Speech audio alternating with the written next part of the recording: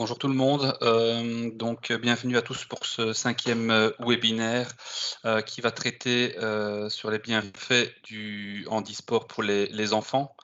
Je vais donner la parole à Yves qui va vous expliquer un peu les règles de base pour que tout se passe bien. Voilà, bonjour et bienvenue à tous. Donc, c'est un webinaire très intéressant qui nous attend ce soir. Je vous demanderai, comme je vous l'ai demandé ici à l'accueil, de bien couper vos micros durant l'ensemble de l'intervention pour que la qualité du webinaire soit optimale au niveau du son. Et je vais vous demander également que tout ce qui concerne les questions que vous souhaitez poser soit posé uniquement via le chat et en fait en fin de présentation je vais reprendre l'ensemble des questions et les intervenants donc pourront y répondre et prendre du temps pour cela. Donc, je vous demande bien sûr de ne pas intervenir en cours de présentation et de poser vos questions uniquement via le chat.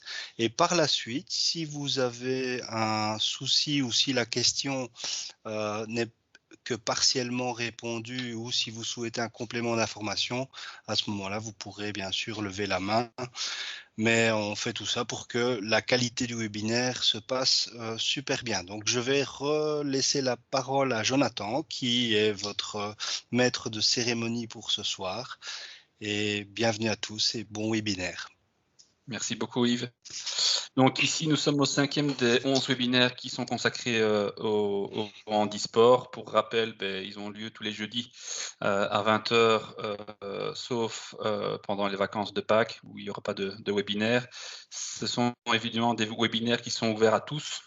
Ils sont en visioconférence sur Teams et en live sur la page Facebook de la LHF. Donc bonjour aux personnes qui nous suivent sur le live. Et ensuite, il y aura une rediffusion sur la chaîne YouTube de la Ligue. Je vais commencer par présenter notre orateur qui fait le plaisir d'être présent ce soir. Donc c'est le docteur Frédéric Pierrard. Frédéric, on a travaillé beaucoup avec lui pour mettre en place ce projet Kids Handisport que je vais vous présenter. Donc voilà, c'est vraiment un bel honneur pour nous de compter sur sa présence. Donc au niveau des spécialisations du docteur Frédéric Pierrard, donc il est pédiatre. Il a fait aussi la pneumologie pédiatrique et il a fait aussi la médecine du sport via le certificat interuniversitaire UCL-ULiège.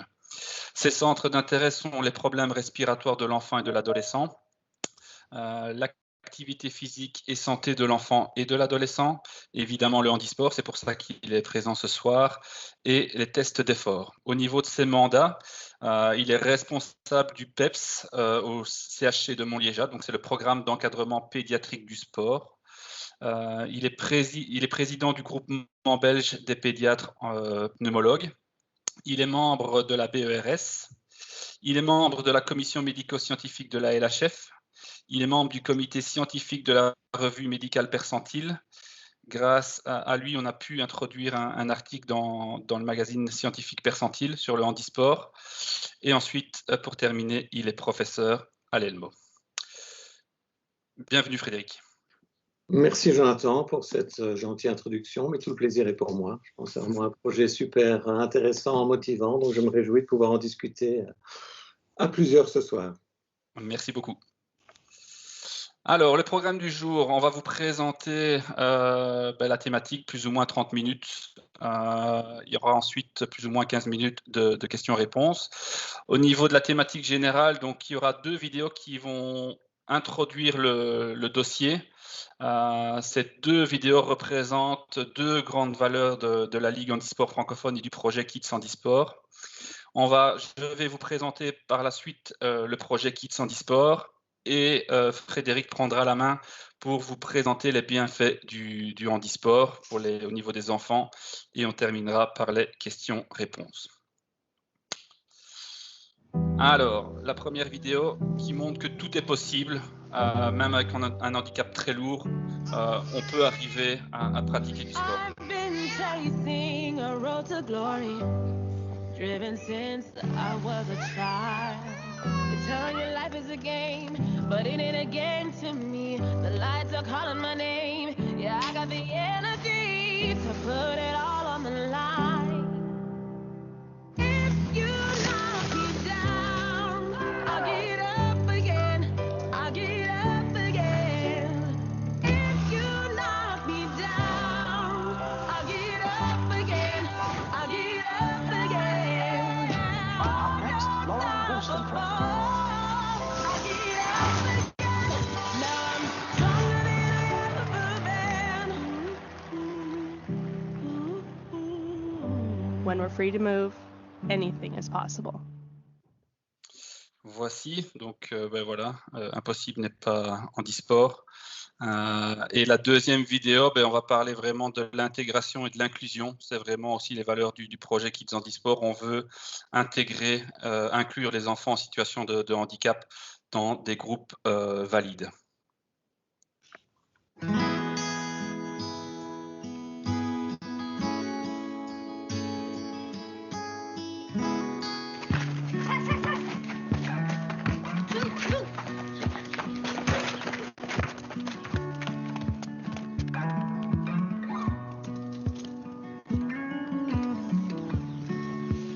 Hey. Hey.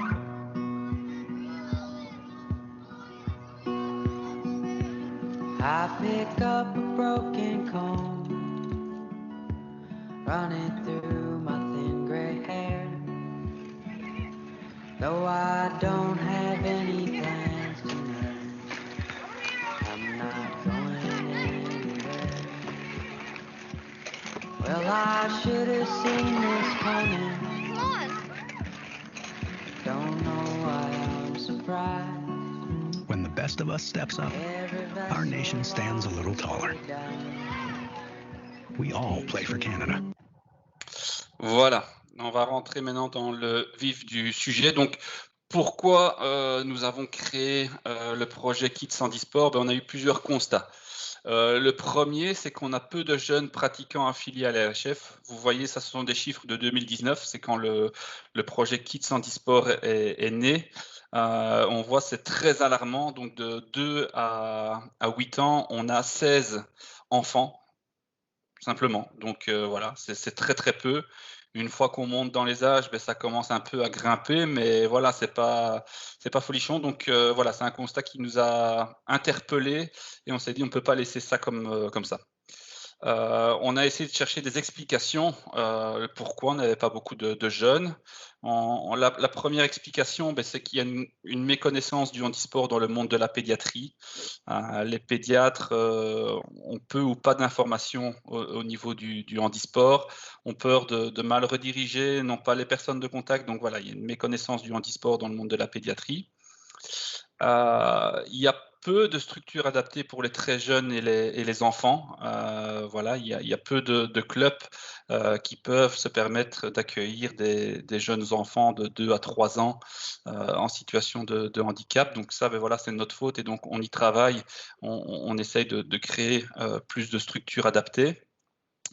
Et après, ben, c'est un constat qui est, ben, que je comprends à 1000%, c'est que le sport passe malheureusement après toutes les contraintes liées à un handicap, au niveau des soins, au niveau de la logopède, au niveau des médecins, au niveau des hôpitaux. Mais parfois, les parents n'ont pas le temps et l'énergie pour conduire leur enfant dans un club de sport. Et donc voilà, c'est un constat aussi qui peut expliquer ce nombre restreint d'enfants affiliés à la Ligue.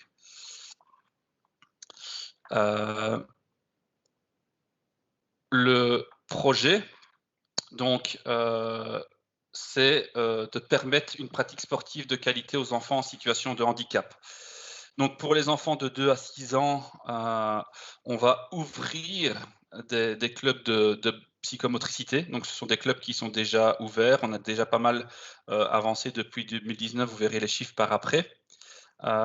Pour les enfants et les adolescents de 7 à 18 ans, ben, c'est ouvrir des sections handisport dans les clubs valides. Donc là, on essaye vraiment d'intégrer les jeunes en situation de handicap dans les clubs. Au niveau des clubs qui sont affiliés à la Ligue handisport francophone, on peut retrouver 3 types de clubs. On va retrouver les clubs où il y a simplement un public handisport, donc ce sont des clubs handisport. On va retrouver un club où il y a un public handisport, un public valide, mais qui ne pratiquent pas ensemble. Donc là, ça va être des clubs en intégration. Et ensuite, on va avoir des clubs où on va retrouver un public handisport et un public valide, mais qui vont pratiquer ensemble. Et là, on sera dans de l'inclusion. Donc c'est vraiment vers ça qu'on tend, vers l'intégration et l'inclusion. Les clubs en intégration, si la pratique n'est pas faite ensemble, c'est au niveau sécurité. Je prends le cas d'un club de basket qui ouvre une section en basket en fauteuil roulant. C'est clair que les enfants ne vont pas pratiquer en fauteuil roulant avec les enfants valides. Ça va être trop dangereux pour les deux publics. L'autre point, c'est de former le Paralympien de demain. En sachant qu'on est une fédération de sport loisirs et on est une fédération de sport de haut niveau, donc on a les deux casquettes. On a quand même notre vitrine, ce sont nos Paralympiens. Je parle toujours d'un cas qui est très parlant. Quand les Diables Rouges ont terminé 3e de la Coupe du Monde, tous les clubs de foot valides ont été envahis par les jeunes. Mais nous, c'est la même chose. Une fois que les parents ou les enfants ou les ados voient les images des Jeux paralympiques, parce que c'est là qu'on est le plus médiatisé, on a pas mal de retours aussi. Les exploits de Joachim Gérard, ça nous amène aussi des jeunes dans les clubs de tennis. Donc, voilà, c'est notre vitrine. Et donc, ce programme-là nous permet aussi de former le Paralympien de demain, en sachant qu'il faut, pour former un sportif de haut niveau, plus ou moins 10 000 heures de travail. Ça compte plus ou moins 10 ans pour atteindre le haut niveau. Donc, plus on les prend tôt dans les clubs, plus on a de chances, si évidemment l'enfant veut faire du sport de compétition, de l'amener vers le sport de haut niveau. Comment faire? Qu'est-ce qu'on va mettre en place pour amener ce projet Kids Handisport? Donc, la première étape, on va sensibiliser le monde de la pédiatrie au handisport. Donc là, ça va passer par des GLEM. Donc, on intervient dans des formations, dans des réunions. Et donc là, on donne une tonne d'informations aux pédiatres pour qu'ils puissent connaître un peu mieux le handisport. Parce que de l'extérieur, le handisport peut être perçu comme complexe, même très complexe.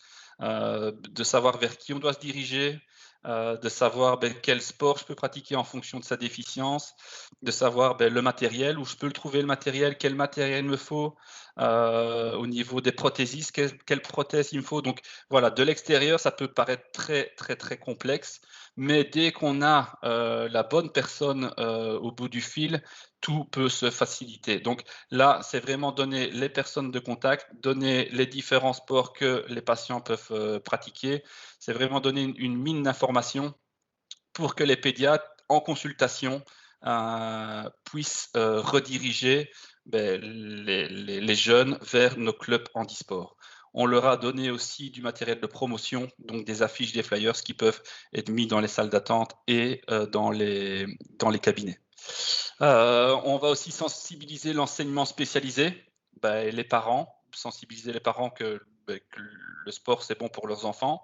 On va sensibiliser aussi les enfants et on va sensibiliser aussi les enseignants au handisport. Le troisième point, on va créer des structures d'accueil pour les très jeunes enfants en situation de handicap. Donc là, c'est ouvrir des sections handisport dans les clubs de psychomotricité. Comme ça, on peut vraiment rediriger les très jeunes enfants de 2 à 3 ans dans des clubs et ils sont en mouvement, ils ont mis un pied dans la maison du handisport. On va aussi sensibiliser le grand public au projet Kids Handisport via une campagne de communication. On va vous la présenter de suite. Donc, plus on va parler du handisport, plus les personnes vont apprendre notre connaissance et prendre connaissance du projet Kids Handisport. Donc, voilà, les médias nous aident aussi fortement à développer ce projet Kids Handisport. Là, la petite vidéo. Rêver. Jouer. S'amuser. Gagner. Partager. Se dépasser. Prendre du plaisir. Être en pleine forme. Oser. Quel que soit ton âge, ose le handisport. Pour ta santé, trouve le sport qui te convient sur handisport.be avec le soutien de la Wallonie, de la COCOF et de la Fédération Wallonie-Bruxelles. Donc ça, logiquement, c'est un spot radio qui doit un peu résonner dans vos oreilles. Parce que grâce à notre collègue Valérie, il a pu être médiatisé un bon nombre de fois. Donc on voit les diffusions, 21 diffusions sur la 1, sur la 2, sur AB3, 13 diffusions sur la 3. 21 diffusions sur Club RTL, 21 diffusions sur Plug RTL. Donc ça, on parle de l'année précédente. Et ce spot devrait refaire son apparition cette année aussi au niveau de la télé. Et en plus de la télé, vous voyez, il y a eu 42 diffusions sur toutes les radios, les grandes radios belges. Et donc là aussi, il y aurait une nouvelle vague qui va arriver. Donc voilà, plus on va parler de ce projet, plus les parents vont avoir connaissance que le handisport est accessible à tous, même aux plus jeunes et même aux enfants qui ont une déficience très lourde. Le plan d'action, on y arrive. Donc, qu'est-ce qu'on va mettre sur pied? Donc, on va sensibiliser le monde de la pédiatrie. Ça, je l'ai déjà dit, des colloques, des glems, des flyers. Donc ça, on a déjà inondé pas mal de pédiatres. Il y a encore beaucoup de boulot à faire, mais on a déjà pu toucher un grand nombre de pédiatres. On va sensibiliser les jeunes en situation de handicap. Comment? On va organiser des journées sportives multisports. Donc là, on organise pas mal de journées multisports pour des enfants. On intervient au niveau de l'handicap visuel avec l'IRSA sur une grosse journée à Rixensart. On est présent avec Horus pour une journée vraiment aussi dédiée à la déficience visuelle. On organise des journées cap ou pas cap pour l'handicap physique, où là aussi on a des jeunes.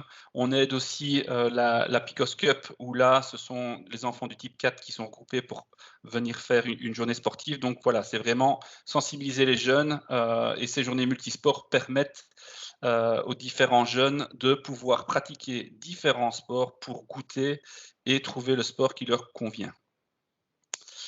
Voilà, j'ai déjà tout dit, la Picos Cup, le Blind Day, les écoles du type 6. On va organiser aussi via nos clubs et l'ADEPS des stages sportifs, donc en intégration, en inclusion, essayer aussi d'intégrer un maximum de jeunes durant ces stages sportifs. On va sensibiliser le monde scolaire. Il y a pas mal de boulot et j'ai une collègue, on a plusieurs collègues qui travaillent dans ce sens et ça porte aussi ses fruits.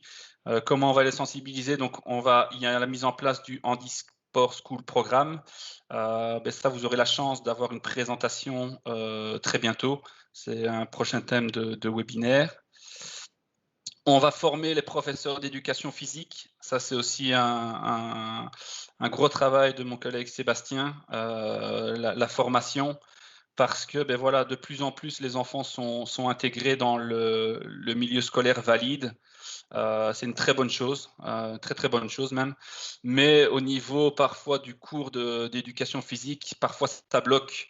Le professeur d'éducation physique ne sait pas quoi faire. Et donc, on a une chance sur deux pour que l'enfant qui est en situation de handicap se retrouve sur le banc ou en train d'arbitrer.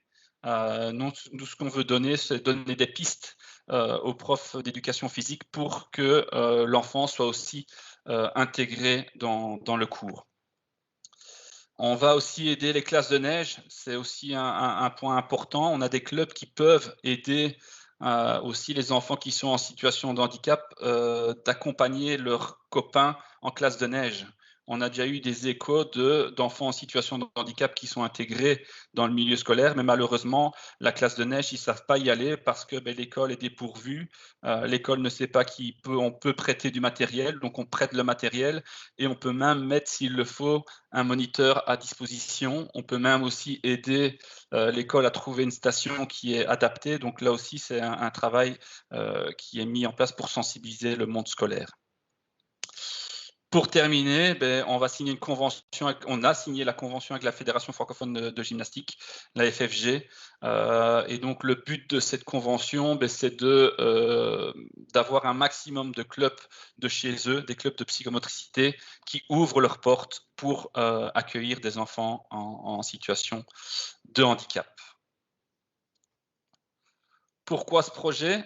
Je vais laisser maintenant la parole à Frédéric, donc qui va vous expliquer le pourquoi de ce projet et les bienfaits de ce projet.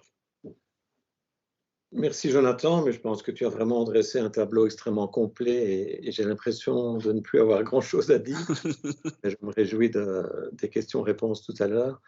Ce projet, il est évident. Je voudrais dire en préalable, bon, la plupart des gens le savent, mais les pédiatres, on pense petit enfant, mais les pédiatres s'occupent des enfants et des adolescents jusqu'à 16 voire 18 ans. Et donc, on est effectivement confronté à la fois à une série de pathologies amenant un handicap, tantôt par voie, je vais dire, de naissance congénitale, mais aussi des lésions acquises, évidemment, accidentelles, par exemple. Alors, moi, vous avez compris un peu mon parcours. Ça fait quand même une vingtaine d'années que je fais la pédiatrie. J'avais hésité à faire la médecine du sport, en fait, en réto. Et puis, j'ai fait la pédiatrie, j'ai absolument aucun regret. C'est un plaisir quotidien, mais dans ma formation et dans mon travail pédiatrique général, indépendamment de la personne avec une limitation, j'ai fait deux constats. C'est que, beaucoup d'enfants font trop peu de sport, justement parce qu'ils ont une limitation, dont celle qui nous occupe ce soir, mais aussi de l'asthme, le diabète, que sais-je, et on les empêche de faire certaines choses. Et d'autres choses que les enfants qui font du sport et qui parfois en font beaucoup n'ont pas du tout la supervision nécessaire compte tenu de leur croissance et de leurs problématiques spécifiques. Et donc, pour ce qui nous occupe ce soir, on a remarqué évidemment que parmi les personnes qui présentent une lésion neurologique centrale acquise, les comportements sédentaires étaient particulièrement élevés.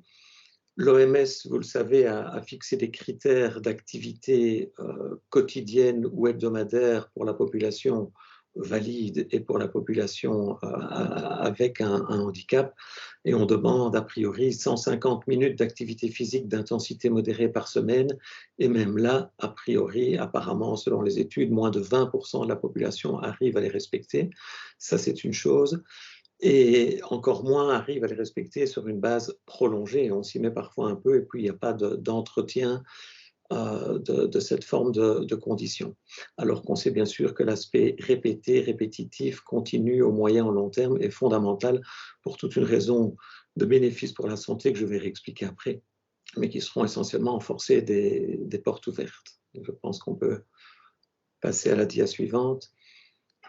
Oui, bien sûr. Donc, réduire le handicap, ça veut dire beaucoup de choses. Il y a bien sûr une intervention sur le plan physique lui-même. On va essayer de permettre à l'enfant ou à l'adolescent que son handicap, finalement, prenne moins de place dans sa vie ou prenne une place différente. Et une des choses particulièrement importantes et qu'on voit, c'est que finalement, beaucoup de gens, quand ils voient une personne avec un handicap, voient plus le handicap. Et quand un enfant ou un ado ou un adulte se met à faire du sport et à avoir des activités, on voit finalement, et tant mieux, beaucoup plus ses capacités que son incapacité. Et ça, c'est quand même un changement de prisme qui est fondamental dans leur évolution personnelle.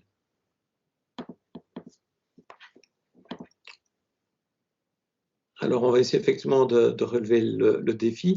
Les bienfaits du sport, je disais, ça c'est très général, ça ne concerne pas que la personne avec un handicap, mais aussi, bien sûr.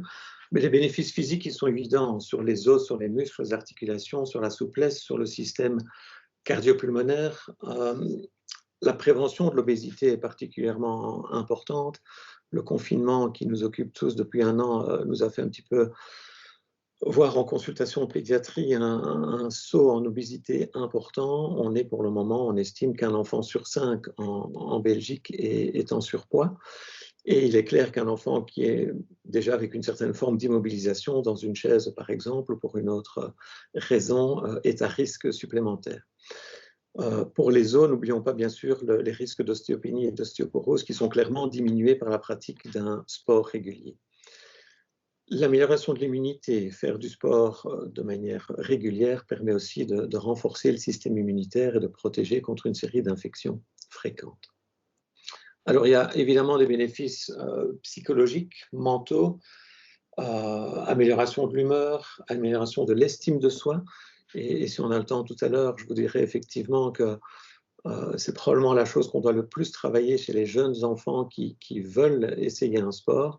Et en écoutant et en regardant les vidéos que Jonathan vient de présenter, je ne vais pas dire que je connais par cœur, mais c'est aujourd'hui que me frappe ce slogan « Oser le handisport ». Mais c'est vraiment ça, il y a une question d'audace de la part de l'enfant lui-même qui se demande s'il va en être capable, mais souvent aussi de la part des parents qui sont parfois les premiers à freiner en disant « Est-ce que mon enfant, qui a l'air d'en avoir envie, est vraiment capable, est-ce qu'il n'y a pas de danger ?» et ainsi de suite.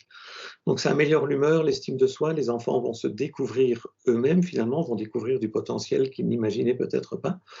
Tout ça est lié et ça va de pair avec une diminution d'un stress, d'une forme de déprime chez certains, voire d'anxiété. On sait aussi que le sport améliore les facultés cognitives. Hein, bon, il n'y a pas de règle générale, mais quand même, faire du sport contribue à un équilibre, y compris scolaire, progrès en mémoire, progrès dans une certaine forme de prise de décision quand on fait du sport, d'aptitude à résoudre des problèmes parfois de manière assez rapide. Et c'est toutes des choses qui sont très utiles dans les facultés cognitives en dehors du sport. Et puis bien sûr les aspects sociaux. Les interactions sociales, le respect, certaines familles en tous les cas vivent refermées un peu sur elles-mêmes, ont déjà pas mal de difficultés avec le handicap que présente leur enfant ou leur ado à vivre au quotidien, à faire la kiné, à faire les soins, à gérer les difficultés d'une vie la plus normale possible. Et puis évidemment le regard des autres et ainsi de suite. Donc favoriser des interactions sociales, le respect de l'autre, le regard différent. Et puis ces notions que Jonathan a bien rappelées d'intégration, d'inclusion, c'est aussi c'est des difficultés que nous voyons tous les jours. Un gamin il n'y a pas longtemps qui veut faire du foot et qui a une petite hémiplégie résiduelle d'un problème néonatal et qu'aucun club de foot valide n'envisage de prendre parce qu'il ne va pas pouvoir suivre le mouvement, en tout cas dans la région où il a sollicité de l'aide.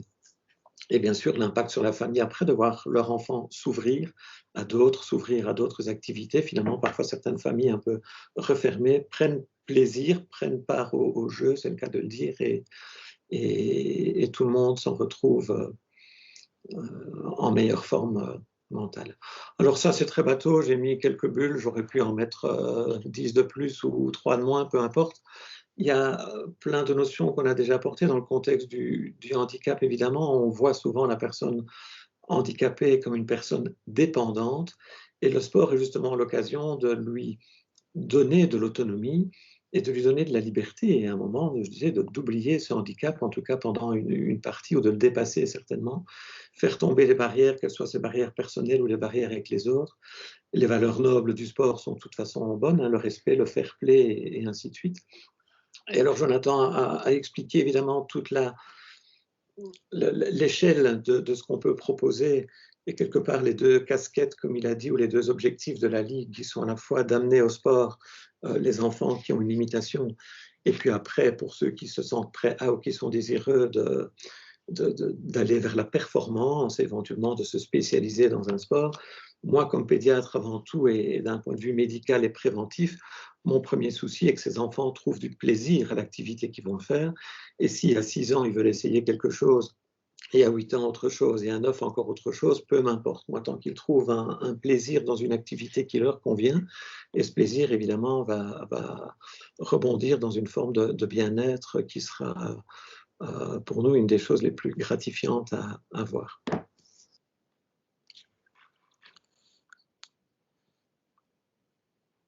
Alors oui, si vous cliquez au fur et à mesure, c'est aussi une série de bulles, mais on a, je pense, abordé l'essentiel.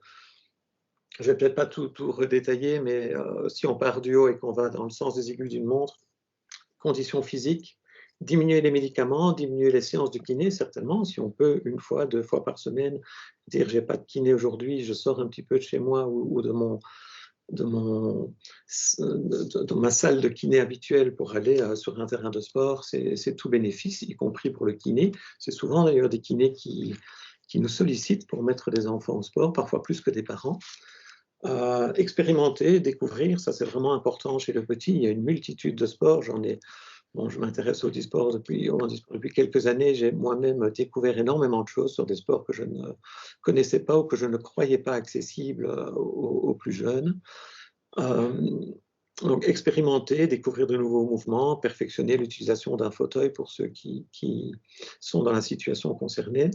Et puis, oser se montrer, oser communiquer avec d'autres, s'entraîner, se fixer des objectifs, viser éventuellement une certaine forme de performance par rapport à soi-même, par rapport aux autres.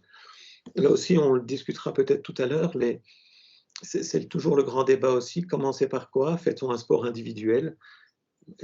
Certains pensent que c'est mieux au départ pour que l'enfant prenne un peu confiance en lui. On va faire de la natation, on va faire du tennis. Ou j'ai un enfant que j'ai eu, un parent au téléphone aujourd'hui, un enfant qui commençait à faire de la pétanque et d'autres choses.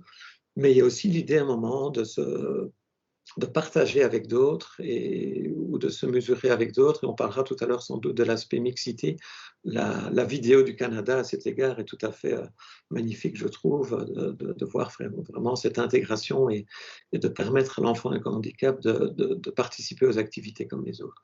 Appartenir à un groupe, s'intégrer dans la société, sont toutes des choses évidemment qui interviennent, et le sport doit être utilisé comme un outil. En Belgique, on est pas encore très très loin par rapport à certains pays dans finalement la prescription du sport ou de l'activité physique par rapport à une série de problèmes de santé. Nos voisins français, par exemple, font ça depuis plus longtemps.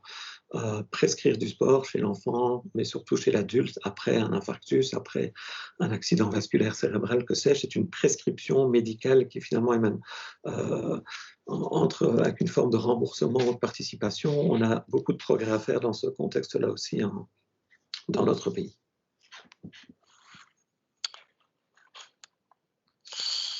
Donc, merci Frédéric, c'est toujours un plaisir de t'entendre parler d'une de tes passions et tout ce que tu peux dire. Voilà, c'est vraiment, on boit tes paroles. Donc ici, voilà, comme je vous ai dit, le projet Kids Handisport a été créé en 2019. Donc ça fait 2 ans que ce projet existe. Je vous cache pas que le Covid a un peu ralenti la machine, mais n'empêche, tout le travail qu'on a fait en amont avec la signature de la convention, la formation des professeurs d'éducation physique, la sensibilisation des élèves, la sensibilisation des parents, la création des structures adaptées. Donc on voit une nette évolution. Ce sont des chiffres qui sont beaucoup plus réjouissants. Il y a encore du travail à faire, mais on voit que depuis 2019, on a affilié 239 jeunes en plus. Donc ça, c'est vraiment une plus-value du projet. Donc si on passe un peu de 2 ans, on n'a personne. À 3 ans, on passe de 0 à 1. De 4 ans, on a 3 affiliés, avant on en avait 0. À 5 ans, on passe à 3. 6 ans, ça reste statu quo. Et plus on va monter dans les âges, plus on va avoir de plus en plus de jeunes. On parle des enfants de 18 ans, mais on était à 27, on passe à 53. Les enfants de 17 ans, on était à 16, on passe à 56. Donc vous voyez une nette évolution de tous ces chiffres. Voilà, ça prouve que ce projet Kids Handisport avait bien sa place. Et que ça permet aux jeunes de pouvoir pratiquer un sport de manière loisir ou de manière de haut niveau pour ceux qui le veulent. Mais voilà, il y a encore du travail. On voit que les enfants de 4 à 8 ans, c'est encore très peu. Mais voilà, on vous a expliqué le pourquoi de ces chiffres qui étaient assez bas. Mais on y travaille et vous voyez que sur 2 ans, on a déjà fait un bon trajet. Si vous le désirez, si vous êtes des kinés, si vous êtes des médecins, si vous êtes responsable de club, on a du matériel de promotion qui peut être envoyé. On a des flyers qui parlent un peu de la campagne Kids Handisport. Donc il y a nos coordonnées. On va avoir des témoignages de sportifs, de jeunes sportifs. On a aussi un témoignage de Frédéric en tant que pédiatre. On a un témoignage d'une présidente de club de Cécifoot. On a un témoignage de parents. Donc voilà, c'est des flyers qui peuvent être à votre disposition. Donc n'hésitez pas à m'envoyer un petit mail. Je mettrai mon mail dans le chat pour recevoir ce matériel de promotion. On a aussi créé des affiches qui veulent bien se montrer ou pas. Non, elles ne voulaient pas se montrer les affiches. On va réessayer. Voilà, les 3 affiches. Donc, ces 3 affiches qui représentent les 3 déficiences. Donc, on a la déficience mentale, la déficience visuelle et la déficience physique. Donc, là aussi, si vous désirez des affiches pour mettre dans les salles de sport, les salles de kiné, les salles d'attente, les cabinets, nous en avons à votre disposition. Donc, aussi, n'hésitez pas à m'envoyer un petit mail en spécifiant bien le nombre d'affiches que vous avez besoin et peut-être si vous êtes axé plus sur une déficience ou l'autre de spécifier la déficience. Je pense qu'on a fait le tour. Ah non, juste avant de passer aux questions-réponses, c'est la suite des webinaires. Donc, dans les 15 jours qui suivent, il n'y aura pas de webinaire parce que ce seront les vacances de Pâques. Donc, on reprendra le 22 avril avec optimaliser la communication dans votre club handisport. C'est super important de pouvoir communiquer autour de votre club pour avoir un maximum de sportifs. La semaine après, on va découvrir le Handisport School Programme. Le 6 mai, on parlera des bienfaits du handisport, mais là, pour les personnes adultes, donc les personnes qui se retrouvent en centre de revalidation. Ensuite, le 27, on va vous parler de l'encadrement des sportifs déficients mentaux. On vous donnera des conseils pour démarrer votre activité avec des déficients mentaux. Et ensuite, le dernier webinaire, voilà, c'est le nerf de la guerre, c'est l'argent. Et donc pour tous les clubs. Et donc on va vous donner toutes les clés pour obtenir du financement pour vos clubs. Je pense qu'on a fait le tour. Donc voilà, les questions-réponses. Donc voilà, n'hésitez pas à poser vos questions aussi bien sur le live Facebook que sur le chat. On est là pour y répondre, pour essayer d'y répondre. On n'a pas encore eu le genre de questions, mais on fera le maximum pour vous satisfaire. Voilà, c'est à vous, donc n'hésitez pas par rapport à la conférence ou bien par rapport à d'autres questions qui touchent au monde Kids Handisport. On vous écoute et on est à votre disposition pour essayer de vous aider ou répondre au mieux à l'ensemble de vos interrogations. Pour l'instant, je n'en ai pas, donc c'est qu'on a été très clair. C'est que c'était déjà très bien complet, mais voilà. Maintenant, comme on est peut-être peu nombreux, si vous souhaitez lever la main et intervenir verbalement, ça peut être plus facile et plus sympa. Donc voilà, 2 options. Soit de vous lever la main, ou soit vous pouvez intervenir via le chat. C'est à vous. On vous laisse une petite minute pour pouvoir préparer vos questions.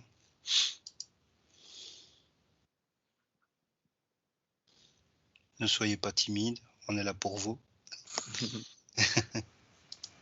J'ai une question, enfin plutôt une remarque sur le chat Facebook.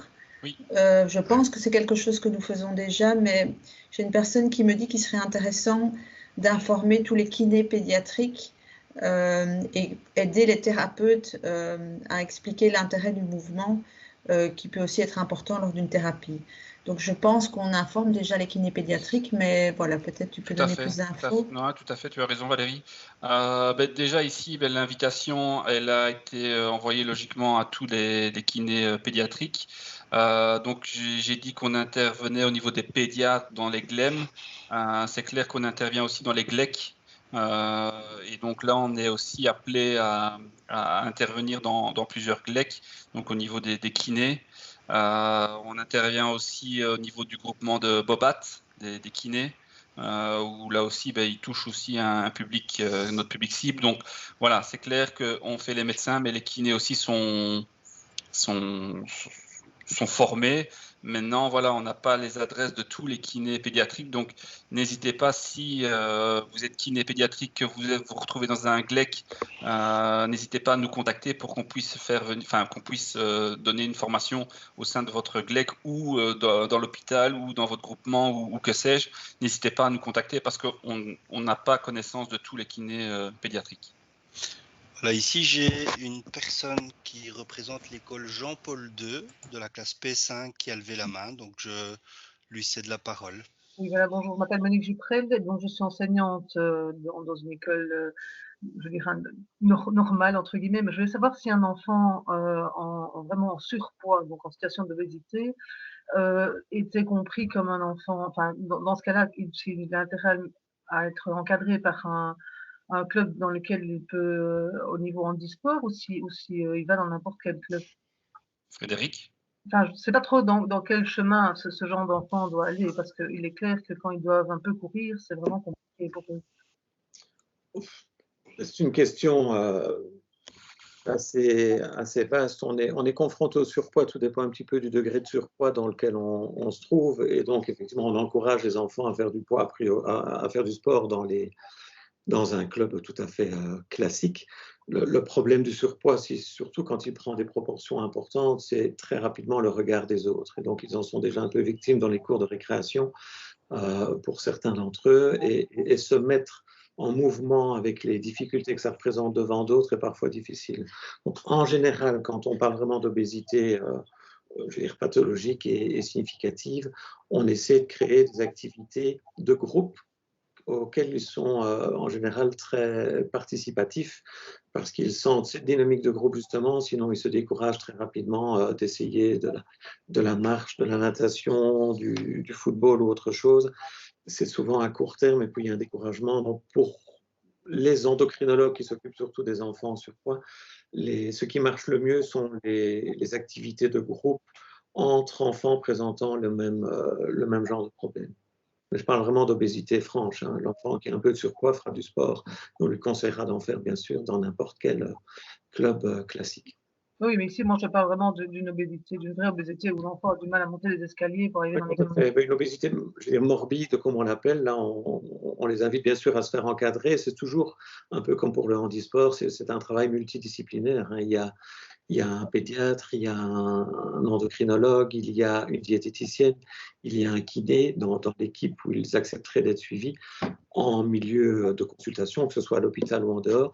Et puis, il y a des liens avec l'extérieur, justement, pour organiser des activités propres en tenant compte de leurs difficultés. C'est difficile. Le cours de gym à l'école pour ces enfants-là est une horreur. Hein. Ils ont à peine commencé à courir qu'ils sont essoufflés, tout le monde se retourne, les profs de gym ne sont pas toujours non plus très compréhensifs et c'est un cercle vicieux qui s'installe. Donc souvent la solution chez eux passe par une activité de groupe avec d'autres patients présentant le même problème. Ok, merci beaucoup. Alors si vous avez d'autres questions, n'hésitez pas à soit lever la main. Je ne sais pas si Valérie, via le Facebook, a d'autres... Oui, j'ai une question. Une personne qui demande s'il y a aussi pour les enfants des clubs inclusifs. Donc des clubs où on accueille également des enfants présentant un handicap avec d'autres enfants. Voilà, j'ai pas comme ça tout de suite d'exemple de club, mais je m'attends. Oui, il y a tous les nouveaux clubs maintenant de la petite enfance, donc de la psychomotricité, sont des clubs qui proviennent de la FFG, donc la Fédération francophone de gym. Et donc ça veut dire que si on crée une section handisport, le cours va se faire en même temps. Et donc là, c'est aussi une plus-value pour la famille parce que le frère et la sœur peuvent venir avec l'enfant qui est en situation de handicap et ils pratiqueront leur discipline avec des enfants qui sont valides. Donc ça, c'est pour la petite enfance. Maintenant, voilà, on a des clubs aussi pour les enfants qui sont un peu plus âgés, de 7, 8, 9, 10, 11, 12. Là, on va dans nos clubs qui sont déjà affiliés chez nous, où là, la pratique sportive, si c'est un club en inclusion, se fera aussi avec des personnes valides. Donc oui, il y a des clubs, il y a une partie des clubs où les enfants peuvent pratiquer avec des enfants valides. Donc, je parle aussi on voit Didier qui est là du CAVOE. Si un enfant en situation de handicap veut venir chez eux, c'est un enfant qui va être intégré en fonction de son niveau, de sa pathologie, qui sera intégré dans un club, dans un groupe valide. On a quelqu'un qui lance le javelot qui est en situation de handicap, il a une amputation de l'avant-bras, il lance le javelot avec les personnes valides. Donc oui, on essaye vraiment de prôner cette inclusion. Merci. Voilà, j'avais une question justement de Didier qui nous a rejoint, donc bienvenue. Est-ce qu'il y a possibilité d'avoir la copie en présentation PDF du webinaire? Oui, tout à fait. Donc, avant de quitter le webinaire, je vais mettre la présentation en PDF. Là, vous voyez sur le slide qui est en face de vous, vous avez mon adresse mail, mon numéro de téléphone et GSM. Donc voilà, si vous avez des questions par après, n'hésitez pas à me téléphoner. Si vous voulez du matériel de promotion pour les salles de kiné, pour les salles de sport, pour que sais-je, n'hésitez pas non plus à m'envoyer un petit mail. On se fera un plaisir de vous envoyer ça. Voilà, encore 30 petites secondes pour savoir si vous avez d'autres questions. N'hésitez pas à lever la main ou poser vos dernières questions via le chat. Encore 30 secondes, mais je pense que vous avez été super bon et très clair. Donc, Super. Donc voilà. Mais je vais commencer déjà par mettre la présentation alors dans le chat. Oh, et moi, j'aurais voulu profiter pour remercier la Ligue quand même, puisque, bon, dire, c'est pas parce que vous êtes en face de moi, mais pour les parents et pour les familles, c'est vraiment un peu oser le handisport. C'est tout un parcours qu'ils vivent comme difficile. Hein. Ça leur demande une énergie au départ avec tout ce qu'ils font déjà. Et même pour nous, hein, on a beau être dans le milieu, je ne sais pas par cœur, moi, quel est le club susceptible de répondre au mieux. Donc, heureusement que vous avez mis en place toutes ces séries d'aides et le travail qui est fait en coulisses par rapport à tout ça, parce que ça change clairement la donne. Merci beaucoup, Frédéric. Ça fait plaisir d'entendre cela. Merci. Alors, j'ai une question de Thomas De Jong qui vient de lever la main. Ah. Oui, bonjour, vous m'entendez? Bonjour. Là? Oui. Okay. En tout cas, merci pour la présentation. C'était une super présentation. Je suis professeur d'éducation physique dans l'enseignement spécialisé type 4 à l'Escalpade, à Limal. Oui. Et il y a de nombreux jeunes qui aimeraient faire pratiquer du sport, en fait, mais ils nous disent qu'il n'y a pas grand-chose dans les environs. Et je voudrais savoir un petit peu comment vous pensez sensibiliser justement le sport dans l'enseignement spécialisé, comme c'était un petit peu, comme vous en aviez parlé dans votre PowerPoint. Pour nous, les sensibilisations dans l'enseignement spécialisé, on essaye vraiment de sensibiliser les enfants. Et donc, ça passe par l'organisation de journées sportives via nos clubs, évidemment, et via notre fédération. Donc, l'organisation de journées multisports où là, on peut inviter les différentes institutions en fonction de la localisation où la journée est organisée. On peut inviter les institutions à venir participer à ces journées-là. Les journées Cap ou pas Cap sont ouvertes à tous et ça permet, durant ces journées-là, de pratiquer un maximum de sport sur la journée, de goûter à différents sports, d'avoir en face de vous des entraîneurs qui sont diplômés, des entraîneurs qui peuvent rediriger par après les enfants vers des clubs qui sont près de chez eux, d'avoir un numéro de contact au niveau de la ligue, une personne qui peut assurer le suivi du dossier et de se dire, voilà, on a un enfant de telle localisation qui voudrait faire tel sport. On a un peu de chance dans notre travail, c'est que le public cible, il est restreint, heureusement. Voilà. Et donc, ça nous permet de pouvoir faire du cas par cas. Si vous allez demander à une fédération où il y a un grand sport, la fédération elle va pas vous répondre parce que ils ont énormément de travail, ils ont énormément de personnes, ils ont énormément de sportifs. Nous on peut faire du cas par cas. On pourrait faire une recherche pour vous. Je sais pas moi, s'il y a un club, un jeune qui voudrait faire du tennis à Arlon, on va regarder déjà dans notre listing si on a déjà un club dans la région d'Arlon. S'il n'y a pas de club, nous on va aller contacter la fédération valide de tennis. On va demander la liste des clubs et on va aller prospecter dans les clubs de la région pour ouvrir un club et créer une section handisport. Et là, on va venir avec différentes aides financières parce qu'on a des labels. On peut faire un audit d'accessibilité pour voir si le club est accessible en fauteuil roulant, oui ou non, si le clubhouse est accessible, si les vestiaires, si les toilettes sont accessibles. Donc ça, on peut aider. On peut aider aussi à la formation des entraîneurs parce que voilà, la première fois qu'on a en face de nous un sportif en situation de handicap, ça peut freiner, on peut avoir un peu peur de le blesser ou on ne sait pas quoi faire. Donc là, on vient former les moniteurs et je peux vous dire que cette ouverture de section handisport est vraiment bien perçue au niveau des clubs valides. Et donc là, voilà, on peut aussi aller plus loin que faire une journée multisport. On peut aussi essayer d'intégrer l'enfant qui est demandeur dans un club sportif. Il faut savoir aussi, on a pas mal de demandes, c'est qu'on se veut inclusif, on se veut intégrer les sportifs en situation de handicap dans les clubs valides. On ne fait pas de navette, on ne fait pas de ramassage. On nous demande souvent ça, est-ce que vous pouvez venir chercher mon enfant qui est en situation de handicap ou qui est à l'internat? On ne peut pas se le permettre. On se veut comme une fédération valide, comme des clubs valides. Les clubs valides ne le font pas. Donc ça, c'est aussi important à savoir que il faut, comme pour un enfant valide, il faut un entourage familial qui puisse voilà, assurer un suivi au niveau sportif et d'accompagner son enfant dans les clubs sportifs. Et si l'enfant est en internat ou dans un centre, voilà, il faut le bon vouloir d'un éducateur ou d'une personne qui voudrait bien conduire l'enfant dans le club. Et en complément à ce que vient d'énumérer Jonathan, en tant qu'acteur de terrain, on a quelques projets en cours pour l'instant. Je pense que l'Escalpad est engagé dans un projet lié à la boccia. Donc, il y a un challenge virtuel qui est en cours. On a des activités au niveau du hockey où on va proposer d'ici peu des initiations qui seront directement proposées aux institutions et aux écoles d'enseignement spécialisées dans les clubs sportifs, aussi bien pour le hockey que pour le handi-foot.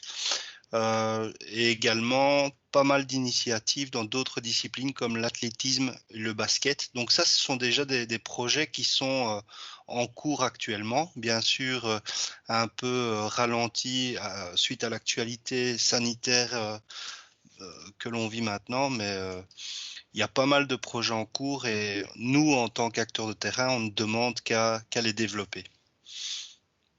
Ok, merci beaucoup pour la réponse. En tout cas, ça m'aide. Avec plaisir. Est-ce que vous avez d'autres questions?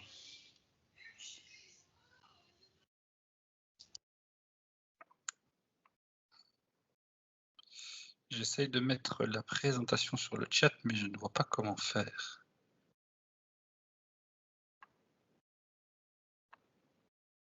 Partager, ou il me semble qu'il y avait une option de part de...